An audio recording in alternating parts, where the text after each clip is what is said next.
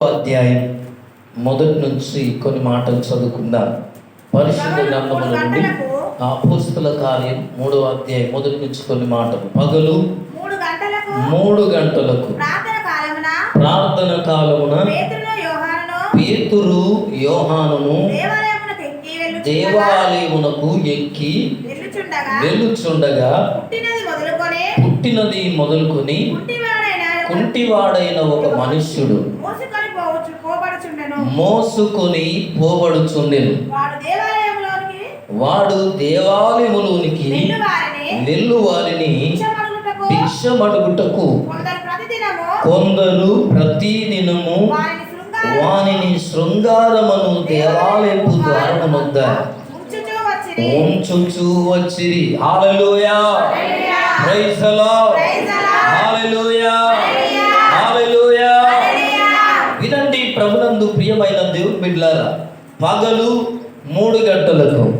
ఎందుకని పగలు 3 గంటలకు అని రాయబడిందంటే, ఇశ్రాయేలీలు యూదులు వాళ్ళ యొక్క ఆచార ప్రకారం వాళ్ళ జీవితాల్లో ప్రభునందు ప్రియమైన దేవుని బిడ్డలారా కొన్ని సమయాల్లో ప్రార్థన చేస్తారు. ఇప్పటికీ కూడా ఉదయం 9 గంటలకు, మధ్యాహ్నం 12 గంటలకు, మధ్యాహ్నం 3 గంటలకు, సాయంత్రం 6 గంటలకు, ఇలాగున కొన్ని సమయాలలో వాళ్ళు ప్రార్థనలో గడుపుతూ ఉంటారు. అందుకోసమే పగలు 3 గంటలకు ప్రార్థన కాలమున పేతురు యోహాను ఎక్కడికి వెళ్తున్నారటమ్మా? దేవాలయమునకు ఎక్కి వెళుతున్నారు. హల్లెలూయా. పేతురు యోహానులకున్న అలవాటు ఏంటంటే దేవాలయమునకు ఎక్కే అలవాటు. ఎప్పుడమ్మా? ఎప్పుడు? పగలు 3 గంటలకు. ఏ రోజు? ఆదివారమా? ఎప్పుడటమ్మా? ప్రతిదినం. హల్లెలూయా. పగలు 3 గంటలకు ప్రార్థన కాలమున పేతురు యోహానులు ఇద్దరు కూడా దేవాలయమునకు ఎక్కి వెళుతున్నారు.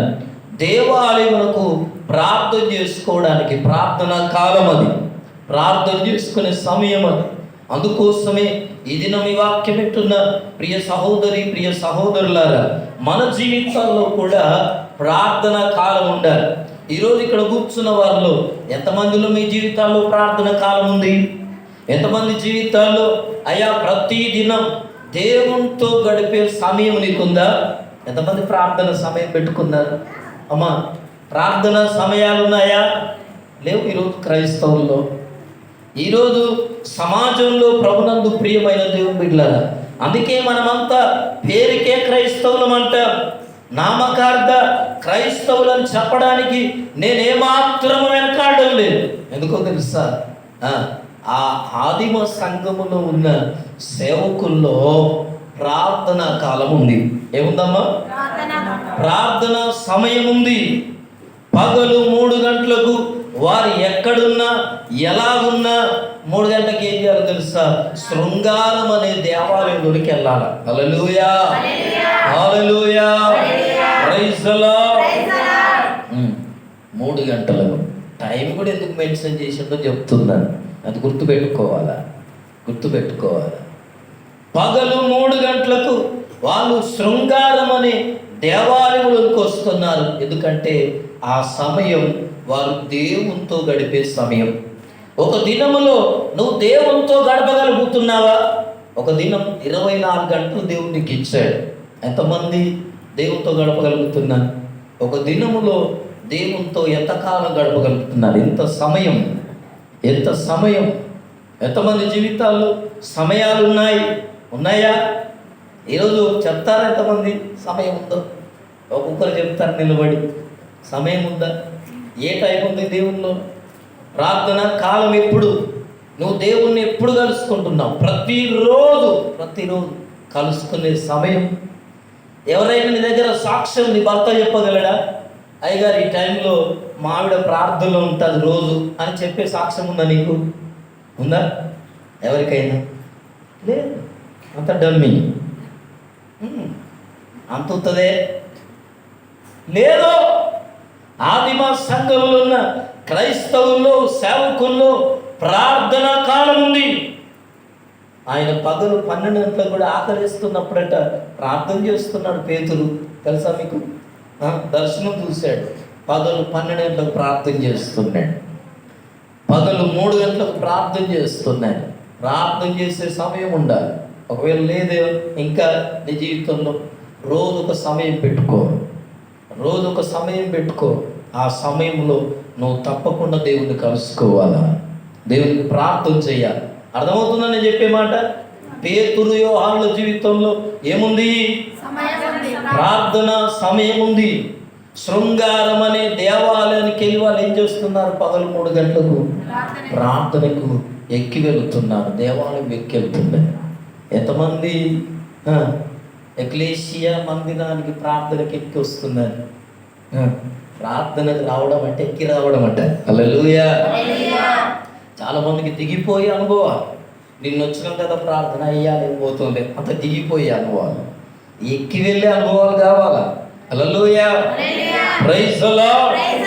పగలు 3 గంటలకు ప్రార్థన కాలమున పేతురు యోహానును దేవాలయమునకు ఎక్కి వెళ్ళుచుండగా జరిగింది ఏంటంటే, ప్రభునందు ప్రియులారా, చాలాసార్లు వినొచ్చు వాక్య భాగం, కానీ దినం దేవుని వాక్య భాగం ద్వారా మనందరితో మాట్లాడునుగాక. ఆమేన్. అందుకోసమే ఆ సమయంలో వారు ఎక్కి వెళ్ళుచుండగా జరిగింది ఏంటంటే, పుట్టినది మొదలుకొని కుంటివాడైన ఒక మనుష్యుడు మోసుకొని పోబడుచుండెను. ఎక్కడికట? ఎక్కడికి? వాడు దేవాలయములకు వెళ్ళు వారిని భిక్షం అడుక్కోవడానికి ఎక్కడికి వచ్చాడు? ఇదిగో దేవాలయం దగ్గర కొందరు వ్యక్తులు అతన్ని మోసుకొచ్చి దేవాలయం దగ్గర కూర్చోబెట్టేవారు. ప్రతిదినం ఈ కుంటి భిక్షకుని మోసుకొని వచ్చేవారు.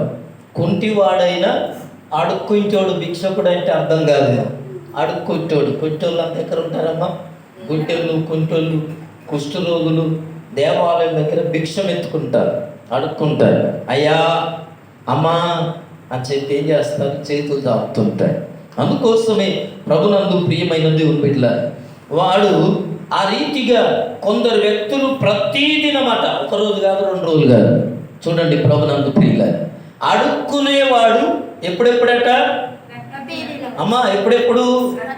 ప్రార్థన ఎప్పుడెప్పుడు జరుగుతుంది? శృంగారం అనే దేవాలయంలో అమ్మ ఎప్పుడు జరుగుద్ది? రోజు వస్తున్నాడంటే అర్థం హల్లెలూయా. రోజు అడుక్కోవడానికి కొందరు వ్యక్తులు తీసుకొస్తున్నాడు అంటే ఆ మందిరానికి తాళం పెట్టారని అర్థం. నల్లబెల్లిలో ఉన్న మందిరాలకు మాత్రం అయ్యా తాళం పెట్టలేదు. ఇంకా మా టోనీ బాబు వచ్చిన కానీ ఏంటంటే చర్చికి తాళం పెడతలేవు అంటున్నాడు. మనకు తెలియదు కదా ఏం జరుగుతుందో. తాళం పెట్టడం మానేసాంరా బాబు అని చెప్పా. హల్లెలూయా, హల్లెలూయా. ఎందుకు మానేసాం? ఎందుకు మానేసాం? ప్రార్థన సమయం రావాలి. హల్లెలూయా. పేతురు యోహానుల వలె మనం ప్రార్థన చేసే అనుభవంలోకి వెళ్ళాలి. ప్రతిదినం దేవునితో గడిపే అనుభవంలోనికి రావాలా. వారు ఎక్కి వెళ్ళే అనుభవంలోకి వచ్చారు. ఎక్కడికి? ప్రార్థన అనుభవం, ఎక్కి వెళ్ళే అనుభవం, దేవాలయంలోకి వెళ్ళే అనుభవం. రోజు గంటలు గంటలు కూర్చుంటాం ఇంటి దగ్గర, గంటలు గంటలు కూర్చుంటాం మాట్లాడుకోవడం, గంటలు గంటలు కూర్చుంటాం టీవీల ముందు, గంటలు గంటలు కూర్చుంటాం ఫ్రెండ్స్తో కాలక్షేపం. ఎండాకాలం టైం పాస్ కావట్లేదు. ఏం కావట్లేదు అత? అమ్మ నాన్న చాలా జాగ్రత్త. ఎందుకు ఈ విషయాలు చెప్తున్నా అంటే, ఈరోజు క్రైస్తవుల జీవితాల్లో టైం పాస్ క్రైస్తవులకు అలవాటు కావద్దు. గుర్తుపెట్టుకోండి, క్రైస్తవులకు ఏముండొద్దు? టైం పాస్ చేయొద్దు. టైం పాస్ చేస్తే నీ జీవితం అంతా టైం పాస్ అయిపోద్ది, చాలా కష్టం. అందుకోసమే గుర్తుపెట్టుకోవాలి, క్రైస్తవులు దుఃఖం వచ్చినప్పుడు ఏడుస్తోళ్ళని ఉండొద్దు. హల్లెలూయా, హల్లెలూయా, ప్రైజ్ ది లార్డ్, హల్లెలూయా. అందుకోసమే ఈ పేతురు యోహానులు దేవాలయంలోకి వచ్చినప్పుడు ఈ కుంటి భిక్షకుడు ఆ మెట్ల దగ్గర కూర్చొని దేవాలయంలోకి వెళ్ళే వారందరినీ కూడా ఏం చేస్తున్నాడట? భిక్షం అడుగుతున్నాడు. హల్లెలూయా. ఏం చేస్తున్నాడమ్మా? ఏం చేస్తున్నాడు తల్లి? భిక్షం అడుక్కుంటున్నాడు. అయ్యా అమ్మా భిక్షం ఇవ్వండి అని అడుక్కుంటున్నాడు. అడిగే వారిని ప్రభునందు ప్రియులారా ఈరోజు దేవుని వాక్యం చెప్తున్నమాట ఏం చదువుదాం అక్కడ. ఇదిగో పేతురు యోహానులు దేవాలయములో ప్రవేశించబోనప్పుడు వాడు చూచి ఏం చేస్తున్నాడు? భిక్షం అడుగుతున్నాడు. పేతురు యోహానులను భిక్షం అడుగుతున్నాడు. వారు దేవాలయములోనికి వెళ్ళుతుండగా, అందుకోసమే నువ్వు మందిరానికి వస్తున్నావని తెలిసిన ప్రతి వాళ్ళు ఏమంటారు తెలుసా? అయ్యా నా కొరకు ప్రార్థన చేయండి అని చెప్తున్నారా? ఎవరు చెప్తారు ఈ మాట? ఎవరు చెప్తారమ్మా? ఇంటికాడు ఉంటే వాళ్ళకి ఎవరైనా చెప్తారా పోయి నా కోసం ప్రార్థన చేయమని? ఏది మంచిదంటావు మరి? ఏది మంచిదంటావు కదా? నీకెంతో మంది ఫాలోవర్స్ పెరుగుతారు. ఎప్పుడు నువ్వు దేవుని మందిరానికి ప్రార్థనకు వెళ్తున్నావు అన్న సంగతి తెలిస్తే. హల్లెలూయా. నీ ప్రార్థన సహాయం కోరేవారు ఉంటారు, నీ మేలు కోరేవారు ఉంటారు, నీ పక్షాన నిలబడేవారు ఉంటారు, నీ కొరకు మాట్లాడేవారు ఉంటారు. ఎందుకో తెలుసా? ప్రభునందు ప్రియమైన దేవుని బిడ్డలారా, అయితే వారు దేవాలయంలోనికి వెళ్తున్నప్పుడట వారిని చూసి భిక్షం అడుగుతున్నాడు. హల్లెలూయా. భిక్షం అడుగుతున్నాడు. ఈ భిక్షం అడుగుతున్నప్పుడు ప్రభునందు ప్రియులారా, ఎందుకు ఈ మాటలు ఉదయకాలం నేను జ్ఞాపకం చేస్తున్నానంటే, పేతురు యోహానులు దేవాలయంలోనికి ప్రవేశించబోయినప్పుడు వారిని చూసి భిక్షం అడుగుతున్నాడు. దేవుని మందిరానికి వచ్చి ఈరోజు దేవుని మందిరానికి వచ్చే వాళ్ళు టైం పాస్ అయితే లేదయ్యా ఇంటికాడ, అందుకే మందిరానికి వచ్చిన అనేవాళ్ళు ఉంటారు. ఎవరైనా ఎందుకు వస్తారమ్మా మందిరానికి? ప్రార్థన చేసుకోవడానికి వస్తారు కదా. మనకున్న సమస్యలను, బాధలను, కష్టాలను, కన్నీళ్లను దేవునితో పంచుకోవడానికి వస్తాం మనం. హల్లెలూయా. టైం పాస్కి ఎవరు కూడా రావు. అందుకోసమే ప్రభునందు ప్రియులారా, ఈ కుంటి భిక్షకుడు ఏం చేస్తున్నాడంటే పేతురు యోహానులను మందిరంలోనికి వెళ్ళిపోయే వారిని చూసి అయలారా అని చెప్పి భిక్షం అడుగుతున్నాడు. అడిగే వారిని మన దేవుడు చూసేవాడు. హల్లెలూయా. హల్లెలూయా. ఈ భిక్షం అడుగుతున్నవారు అంటే ఏ ప్రార్థన సహాయంతో నువ్వు దేవుని మందిరానికి వస్తున్నావో, ఏ అంశము కొరకు, ఏ కన్నీళ్ళ కొరకు, ఏ కష్టము కొరకు, ఏ ప్రయాస కొరకు, ఏ దుఃఖము కొరకు, ఏ సమస్య కొరకు, ఏ ఇరుకు కొరకు, ఏ బాధ కొరకు, ఏ నింద కొరకు, ఏ అవమానం కొరకు, ఏ రకమైన సమస్య కొరకు నీవు దేవుని అడగడానికి నువ్వు దేవుని మందిరానికి వస్తున్నావో, ప్రభునందు ప్రియులారా, అలా అడగడానికి చేయి చాపిన వారిని, ఆ కుంటి భిక్షకుని పేతురు యోహానులు వారిని తేరి చూస్తున్నారట. అడిగే వారిని నా దేవుడు తేరి చూసే దేవుడు. నువ్వు ఏ సమస్య కొరకు అడగడానికి దేవుని మందిరానికి వస్తావో, ఆ సమస్య కొరకు నా దేవుడు ఆకాశము నుండి ఆయన నరులను కన్నులారా చూసే దేవుడని బైబిల్ చెప్తుంది కదా.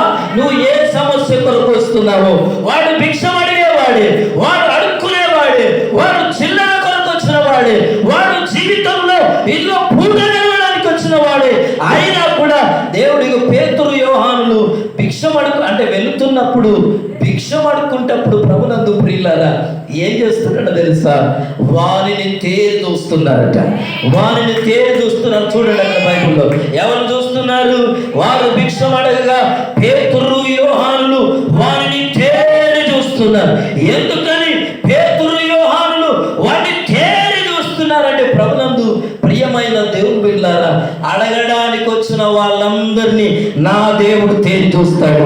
ఏ సమస్య కొరకు వచ్చినా, ఏ బలహీనత కొరకు వచ్చినా, ఏ రోగం కొరకు వచ్చినా, ఏ కష్టం కొరకు వచ్చినా, ఏ సమస్య కొరకు వచ్చినా, నువ్వు ఏ ప్రాబ్లంతో వచ్చినా, ఈరోజు ఏ విషయంలో ప్రార్థన చేయడానికి వచ్చినా, నీ ప్రార్థనను నా దేవుడు తేరి చూసే దేవుడు.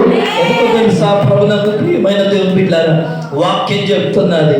ఒక దినాన హగరు తన జీవితంలో ఏం జరిగిందంటే, అబ్రహాము భార్య అయిన శారా హగరుతో గొడవ పడి నువ్వు నా ఇంట్లో ఉండడానికి వీలు లేదు, వెళ్ళిపోమని చెప్పారు.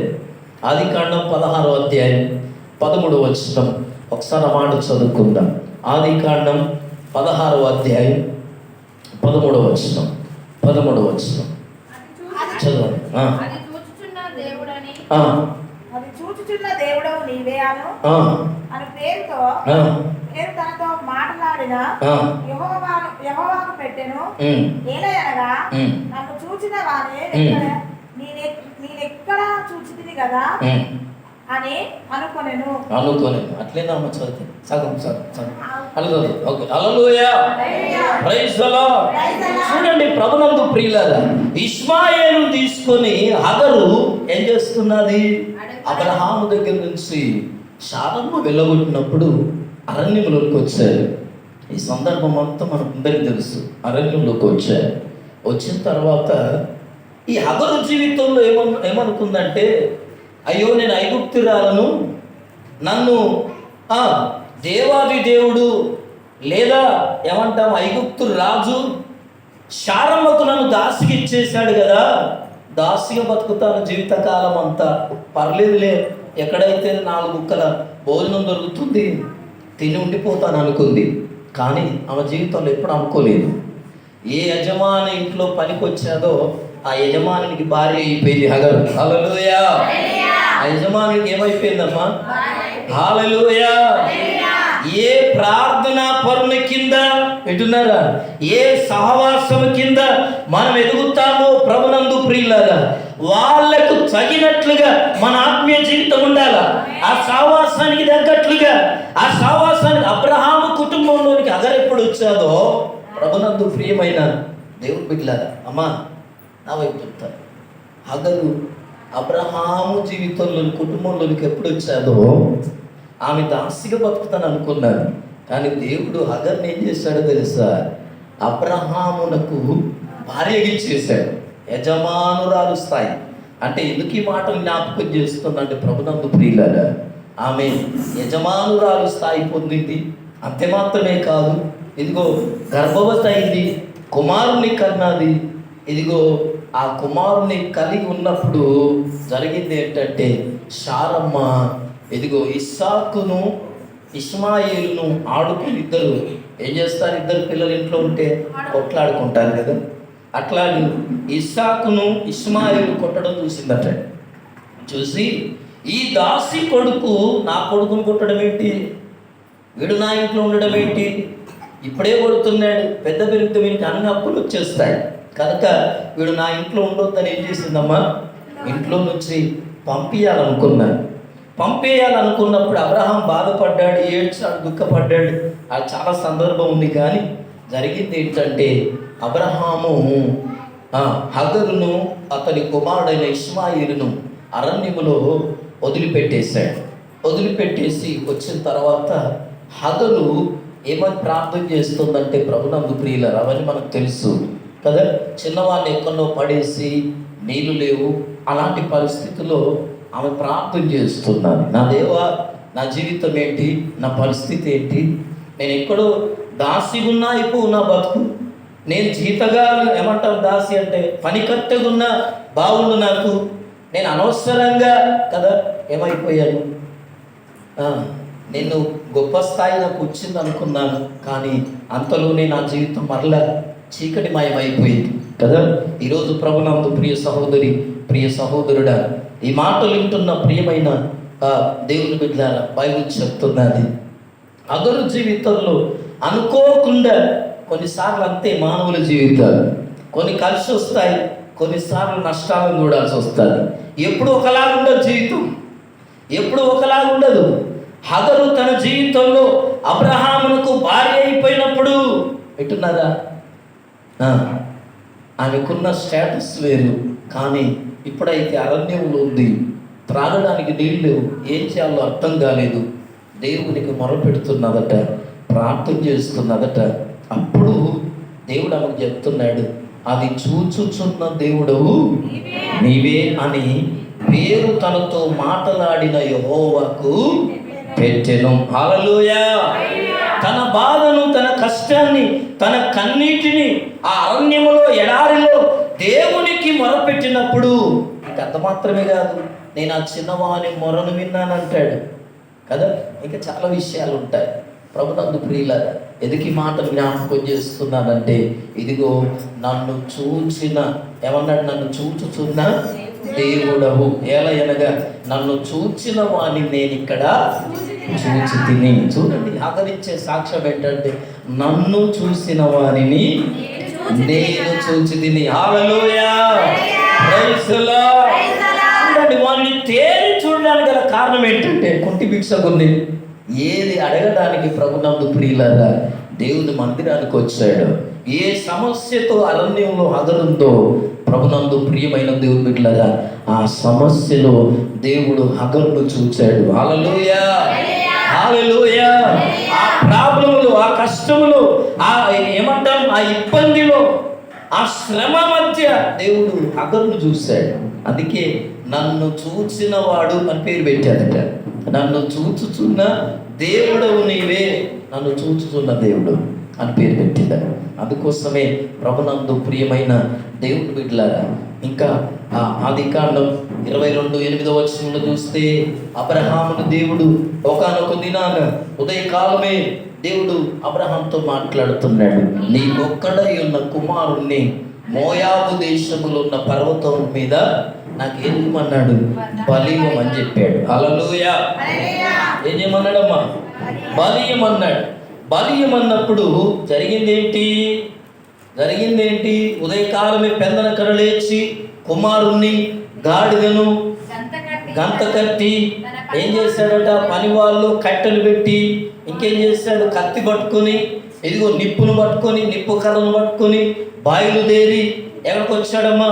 మోయాబు దేశములో ఉన్న ఒక పర్వతం మీదకి వచ్చి ఏం చేస్తున్నాడు? ఇదిగో అబ్రహాము తన కుమారుడైన ఇస్సాకును బలి అర్పించడానికి బలిపీఠం కట్టి అప్పటి కొడుకు అడుగుతున్నాడు. పనివాణ్ణి అక్కడ ఉంచేశాడు. వినాలమ్మా, పనివాణ్ణి అక్కడ ఉంచేశాడు. ఇదిగో నేను నా కొడుకు వెళ్ళి మేము ఏం చేస్తాం?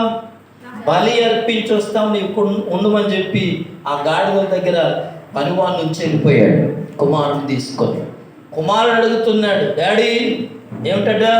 కట్టెలున్నాయి బలికి, నిప్పున్నాడు, కత్తి ఉన్నది, కానీ అమ్మ దహన బలికి గొర్రె పిల్ల ఎక్కడ? హల్లెలూయా. దహన బలికి ఏం కావాలా? అప్పుడు అబ్రహాం అంటున్నాడు, యెహోవా ఈరే. హల్లెలూయా. ఏం చెప్తున్నాడమ్మా? యెహోవా, చూడండి, యెహోవాయే చూచుకొనును. హల్లెలూయా, ప్రైజ్ ది లార్డ్. ఎవరు చూసుకుంటారట? బలికి వరకు ప్రభునందు ప్రియమైన దేవుడు బిడ్డలు దేవుడే చూసుకుంటాడు నాన్న అన్న తర్వాత మా టోనిగాడు అలాంటి వాళ్ళు అయితే అడిగేవాడు, దేవుడు చూసుకుంటానన్నావు, తీరదితే నన్ను కట్టెత్తాను మీద నువ్వు. ఇప్పుడున్న పిల్లలు అలాంటి సిచ్యువేషన్. కానీ ఇస్సాకు అలాంటి వాడు కాదు, ఆయన విధేయుడు అని రాయబడ్డారు. హల్లెలూయా. నాన్న చంపితే చావడానికి అయితే సిద్ధమైన వాడు, అందుకే దీవించబడ్డాడు. హల్లెలూయా, హల్లెలూయా, ప్రైజ్ ది లార్డ్, హల్లెలూయా. అందుకోసమే ప్రభునందు ప్రియమైన దేవుని బిడ్డలారా, చూచుచున్నవాడు మన దేవుడు. ప్రభునందు ప్రియమైన దేవుని బిడ్డలారా, ఈ భిక్షం అడిగే వారిని ఇదిగో పేతురు యోహానులు ఏం చేస్తున్నారంటే, అడిగే వారిని, అదే చెప్తున్నాను నేను చెప్పే సబ్జెక్ట్ అది. ఏం చెప్తున్నానంటే, అడిగే వారిని తేరి చూసే దేవుడు. చూశాడు, అరణ్యంలో హగరును చూశాడు. బాబు కొట్టకరా బాబు. అరణ్యంలో ఉన్న, ఆకలితో ఉన్న, ధూపతో ఉన్న, నా జీవితం ఏంటో అర్థం కాకుంటున్న హగరును చూచుచున్న దేవుడు అని పేరు పెట్టింది. ఐగుప్తురాలు, అన్యురాలు పేరు పెట్టింది దేవుడు. మన దేవుడు చూచుచున్న దేవుడు నీవు. నేను చూచిన వారిని నన్ను చూశాడు. హల్లెలూయా, హల్లెలూయా. అందుకోసమే ప్రభునందు ప్రియులారా, అంత మాత్రమే కాదు, అబ్రహాం కూడా అంటున్నాడు, ఇదిగో యెహోవాయే చూచుకొనును బలి కొరకు. ఎందుకు ఈ మాటలు జ్ఞాపకం చేస్తున్నానంటే, ఎంతమంది మన జీవితాల్లో, మన పరిస్థితుల్లో, మన నిజ జీవితంలో ఎదురవుతున్న సంఘటనను బట్టి నా దేవుడు చూసుకుంటాడు అనే ఆలోచన ఎంతమందిలో రాగలుగుతున్నారు? ఎంతమందిలో ఆ విశ్వాసం, ఆ నమ్మకం కలిగి ఉండగలుగుతున్నారు? ఏ సమస్య కానీ అది కొండ లాంటిదైనా, అది బండ లాంటిదైనా, అది కంబలి చెట్టు అయినా, అది పర్వతమైనా, అది కొండైనా ప్రభునందు ప్రియులారా, నా దేవుడు ఉన్నాడు, నా దేవుడు చూసుకుంటాడు. అబ్రహాం లాగా చెప్పగలిగిన వారు ఎంతమంది ఉన్నారు ఈరోజు? ఎందుకు ఈ మాటలు జ్ఞాపకం చేస్తున్నానంటే, బైబిల్ అంటున్నది మా తట్టు చూడుమనిరి. వారిని తేరి చూసి ఏమంటున్నారు? మా తట్టు చూడు. చూడండి ప్రభునందు ప్రియులారా, దేని కొరకు నువ్వు అడుగుతున్నావో, దేని కొరకు నువ్వు దేవుని యుద్ధకు వస్తున్నావో, ఏ సమస్య కొరకు ఈ దినం నువ్వు ప్రార్థనకు వచ్చావో, ఏ కష్టం కొరకు నువ్వు ప్రార్థనకు వస్తున్నావో, ఏ అంశం కొరకు, ఏ తీరని బాధ కొరకు, ఏ తీరని సమస్య కొరకు నువ్వు ప్రార్థన చేస్తున్నావు నీ జీవితంలో, దేని కొరకు నువ్వు మందిరానికి వస్తున్నావు, దానిని నా దేవుడు అందుకోసమే పేతురు యోహానులు వారిని తేరి చూచి మా తట్టు చూడమని. హల్లెలూయా, ప్రైజ్ ది లార్డ్, హల్లెలూయా. ఆయన దగ్గరికి వచ్చేవారిని ప్రభునందు ప్రియులారా, దేవుని సన్నిధికి వచ్చేవారిని ఎప్పుడు కూడా నా మీద ఆధారపడితే ఏం లేదు అని చెప్పేవాడు కాదు దేవుడు. ఎట్టున్నారా? ఇది నేను చెయ్యగలిగేది కాదు అని ఎన్నడైనా దేవుడు ఏ విషయంలోనైనా ఎవరితోనైనా అన్నాడా? అంటాడా? ఇది నా వల్ల కాదు, ఇది నేను చేయలేదని ఎప్పుడు దేవుడు అనలేడు. అలాంటి ఆ ప్రశ్నే దేవుని దగ్గర రాదు ప్రభునందు ప్రియులారా. ఎందుకంటే దేవునికి సమస్తము సాధ్యమే, మనకు తెలుసా విషయం. అందుకోసమే వారిని మా తట్టు చూడమని, వాడు వారి యొద్ద ఏమైనా దొరుకునని ఏం చేస్తున్నాడట? కనిపెట్టుచు వారి యందు లక్ష్యముంచెను. హల్లెలూయా. దేవుని మందిరానికి వచ్చినప్పుడు ఈ లక్ష్యంతో రావాలా? ఏంటున్నారా? ఏ లక్ష్యం? ఈరోజు వాక్యములో నుండి, ప్రార్థనలో నుండి, ఆరాధనలో నుండి, నేను ప్రార్థనలో గడుపుతున్నప్పుడు, నేను దేవుని సన్నిధిలో గడుపుతున్నప్పుడు ఏదైనా ఏకదమ్మా ఏదైనా ఏమనుకున్నాడు కుంటుడు? అమ్మ ఏమనుకుంటున్నాడు? ఏమైనా దొరుకునేమోనని ఏం చేస్తున్నాడట? కనిపెడుతున్నాడు. ఈరోజు క్రైస్తవులకి కనిపెట్టుడే లేదు. వచ్చే పోతే బాయ్, ప్రార్థన అయితే చేసినామయ్యా, ఏ మిగతాదంతా దేవుందయ్యా.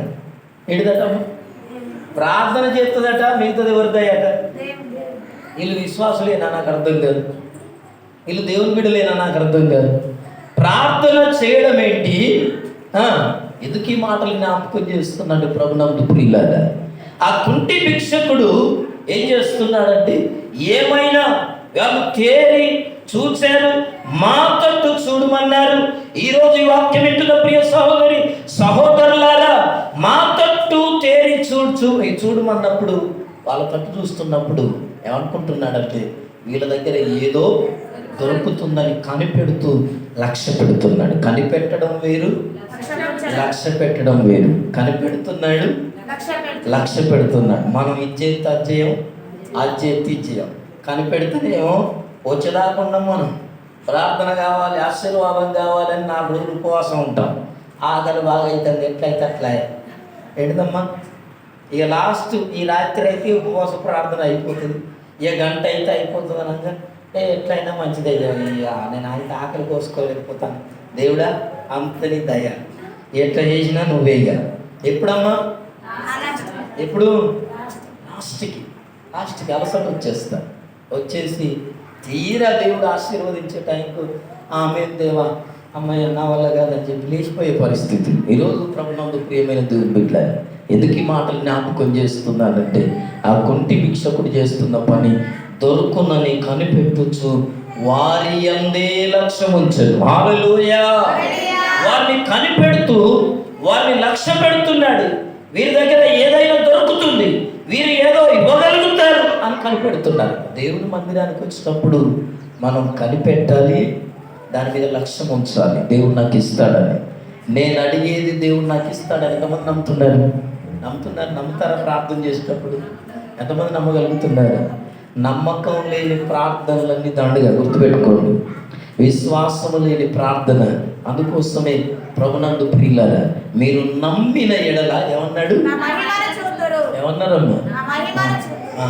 మీరు ప్రార్థన చేయనప్పుడెల్లా ప్రార్థన చేయనప్పుడెల్లా నేను అనేది నమ్ముడంటే ఆనమ్ముడు గారు ప్రార్థన చేయనప్పుడెల్లా నమ్మిన వాటిని పొంది ఉన్నాము అని చెప్పాలట. నమ్మిన వాటిని, లేకపోతే ప్రార్థన చేయడం దండే కదా నమ్మకపోతే. అందుకే నమ్మి ప్రార్థన చేయాలి, కనిపెట్టి ప్రార్థన చేయాలి, లక్ష్యం ఉంచి ప్రార్థన చేయాలి. ఊరికేనే పెదవులతో చేయొద్దు ప్రార్థన. చాలామంది పెదవులతో ప్రార్థన చేస్తారు. ధ్యాస, ధ్యానం, ఏకాగ్రత ఏముండవు ప్రార్థన చేస్తే. అట్లా ఉండకూడదు. ఎట్లుండాలా? ఎట్లా ఉన్నాడు అతని జీవితంలో?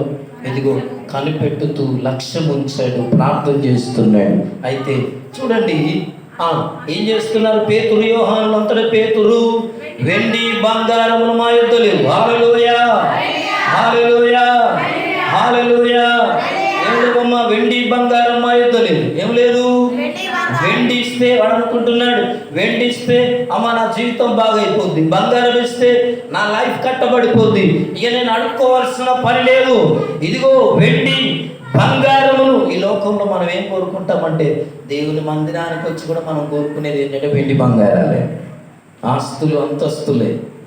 శాశ్వతమైన ఆశీర్వాదం, దీవెన ప్రభునందు ప్రియులారా ఈరోజు క్రైస్తవులు కోరుకోవట్లా. మందిరానికి వచ్చినా కూడా ఏం కోరుకుంటున్నామంటే వెండి బంగారం, ఐశ్వర్యం, ఇంకేమంటాం ఆస్తి, సంపాదన, పేరు, ఘనత, ఇవే కోరుకుంటున్నాం. అందుకోసమే పేతురు, యోహానులు అంటున్నారు, ఏమంటున్నారంటే వెండి బంగారము మా యొక్క లేవు, కానీ ఏమన్నాయట? మాకు కలిగినదే. హల్లెలూయా. చెప్పండి పక్క వాళ్ళతో, దేవునికి కలిగినది దినం మనకి ఇవ్వబోతున్నాడు. నాకు కలిగినదే మీకు ఇస్తున్నా. ఆ రోజు పేతురు, యోహానులు అంటున్నారు మాకు కలిగినదే మీకు ఇచ్చుచున్నాం. ఏడుదో తెలుసా? మాకు కలిగిందంటే వెండి బంగారమును ఆశించేది, నీ జీవితంలో కలలు కనేది. ఇదిగో ప్రభునందు ప్రియమైన దేవుని బిడ్డలారా, వెండి లేదు, బంగారం లేదు, లోక సంబంధమైనది కాదు. దేవుడిచ్చే ఆశీర్వాదం ఎలాంటిదో తెలుసా? ఏ రోగం వచ్చినా, ఏ నష్టం వచ్చినా, ఏ కరువు వచ్చినా, ఏ ఖడ్గం వచ్చినా, ఇంట్లో భర్త చనిపోయినా, పిల్లలకు ఆరోగ్యం లేకపోయినా, కుటుంబ సమస్యలు ఎక్కువైనా, ఇదిగో కుటుంబ పరిస్థితులు తారుమారైపోయినా, ఓడబద్దలైపోయినా, కుటుంబం చల్లాచెదురైపోయినా, నీ విశ్వాసం తొలగిపోకుండా ఉండడం, నీ కుటుంబం కట్టబడడానికి దేవుని కృప అన్ని అది దేవుని ఇచ్చేది. అందుకోసమే వెండి బంగారం లోక సంబంధమైనది, ఈ ఆశీర్వాదాలు కాదు దేవుడు ఇచ్చేది అంటే. అందుకోసమే పేతురు, యోహానులు అంటున్నారు వెండి బంగారం కాదు మా దగ్గర లేవు, మాకు కలిగింది ఏంటంటే నజరేయుడైన యేసునామం. హల్లెలూయా, హల్లెలూయా. ఇది మేము కలిగి ఉన్నాం, మనం నజరేయుడైన యేసునామం. భగవంతుతో చెప్పండి, ఏం కలిగి ఉన్నాం? మనం నజరేయుడైన యేసునామాన్ని కలిగి ఉన్నాం. హల్లెలూయా, హల్లెలూయా. నజరేయుడైన యేసునామములో నీకు అద్భుతం కలుగును గాక. చెప్పండి పక్క వాళ్ళతో, నజరేయుడైన యేసునామములో నీ సమస్యలు తీర్చబడును గాక. నజరేయుడైన యేసునామములో నీ కన్నీళ్లు తుడవబడును గాక. నజరేయుడైన యేసునామములో నీ కష్టాలను నీవు విడుదల పొందుదువు గాక. ఇంటి భిక్షకుడు లేచాడండి, నీకేంటి? ఆ నామంలో నువ్వు విడుదల పొందు, నీవు బాగుపడదు. ఇవన్నీ మాటలే జీవం లేదు, పానం పోయింది, ఊపిరి పోయింది, ఊపిడట్లు ఎత్తాడు.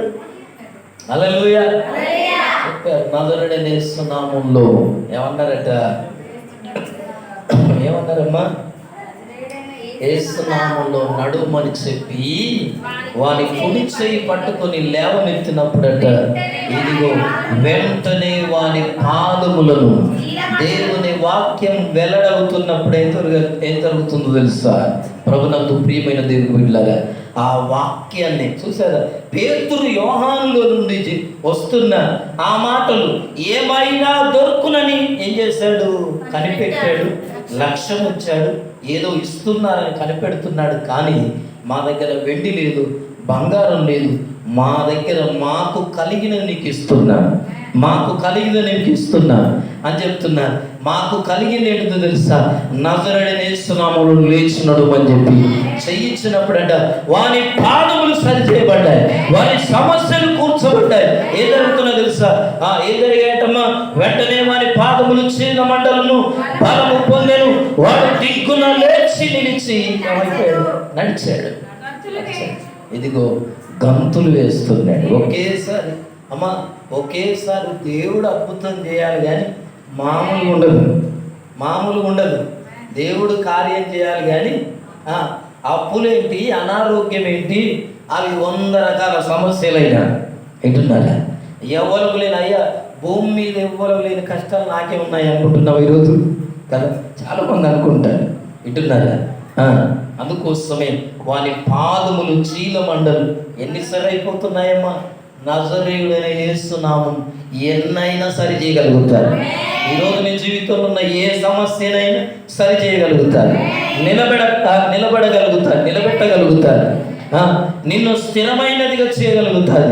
నజరేయుడైన యేసు నామములో లేచి నడువని చేయించినప్పుడు జరిగింది ఏంటంటే వాని పాదములు చీల మండలు బలము పొందాయి.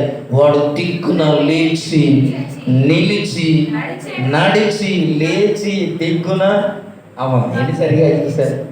ఒకే సందర్భం. దేవుడు కార్యం చేయాలి కానీ సమస్యలు అన్నీ ఒకటేసారి కొట్టుకపోతాయి. అది ఎన్ని రోజుల సమస్యలైనా, ఎన్ని సంవత్సరాల బాధ అయినా, అది నేను చెప్పే వర్తమానం పెట్టున్నాను. అది ఎన్ని రోజులైనా కానీ, ఎన్ని సంవత్సరాలైనా కానీ పుట్టు కొంటివాడు కదా ఏమవుతున్నాడు? దిక్కున లేచాడు చాలు.